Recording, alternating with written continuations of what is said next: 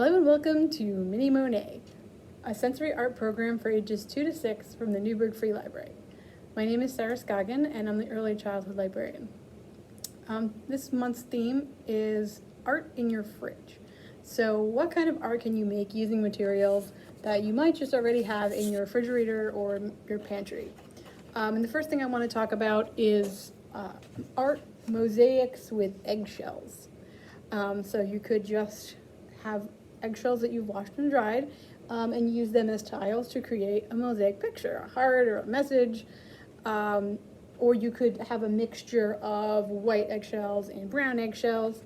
There's even some naturally light pastel green eggshells, so you could use some of those. Or if it's Easter time, if you are someone who dyes Easter eggs, you could use the shells afterwards to make your mosaic art.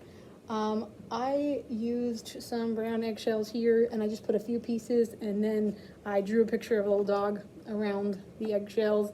You could use a pipe cleaner to make a stem for a flower, for instance, to have a little mixed media.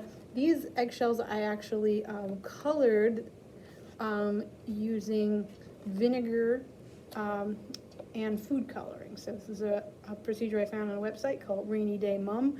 She used plastic bags, Ziploc bags, to put the eggs in, and had the little ones crush up the eggs inside the bag and smush the bags around until they were all well colored.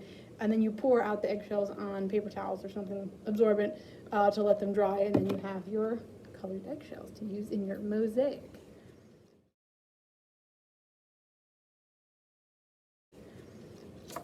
I also tried with coloring on the eggshells with marker and breaking up the bits of colored eggshell after I had colored on the egg. So you could try it that way. If you don't want to dye them, you could just color them with markers. If you have little ones sort of on the older end of the 2 to 6 spectrum, they could make eggshell puppets. The younger ones might be disappointed if they accidentally break their eggshell in trying to decorate it, but I just drew on this little egg with markers. I make my little egg puppet. Or you could use your eggshells instead of making puppets, you could make little planters. With an egg, you draw on it with markers. Here we have a little bit of paper towel tube wrapped in some nice scrapbook paper. Inside you put a little bit of potting soil and some quick sprouting a seed like grass, or as in this picture, it's cress. And then you have a little egg with a smiley face. Something else you could do is make a stamp out of a potato. So I have a potato here that I cut a star shape and I cut it out of the potato. And I also took the other half and cut into the potato a heart shape. So you get the print of the oval with the heart missing in the middle. And use that to make some stamp art. If you find that it's really blobby and you're not really seeing clearly what you've cut out, you may want to stamp it a couple of times on another piece of paper and then on your artwork. That tends to make it a lot clearer print.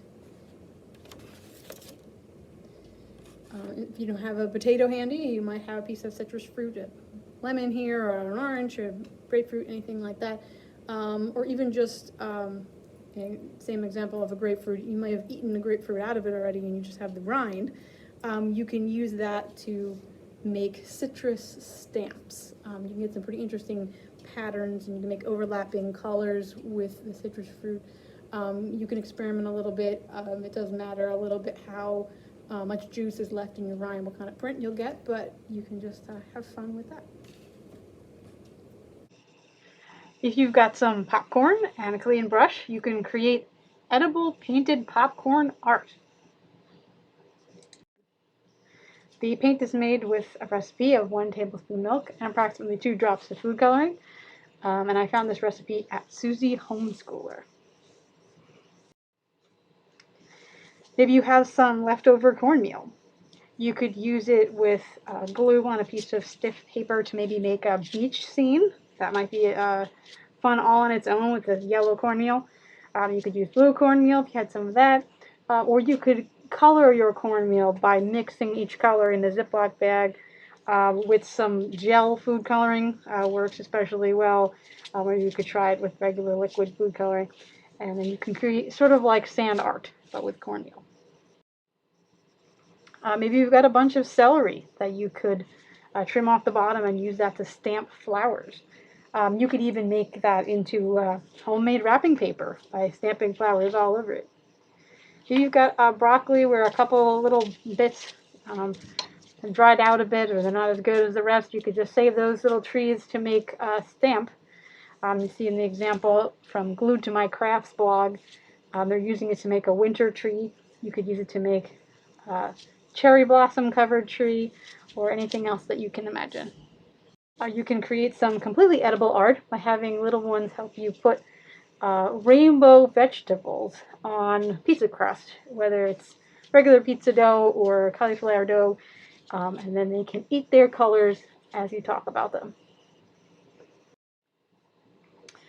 If nothing else, you can just grab a banana and use something like a toothpick, something pointy but not very, very sharp, to make marks on a banana skin. And if you leave it over a few hours, those letters or marks that you've made will turn black. So you can have a little message or have little ones scratch little shapes and then be able to see their creation appear and then have a banana snack.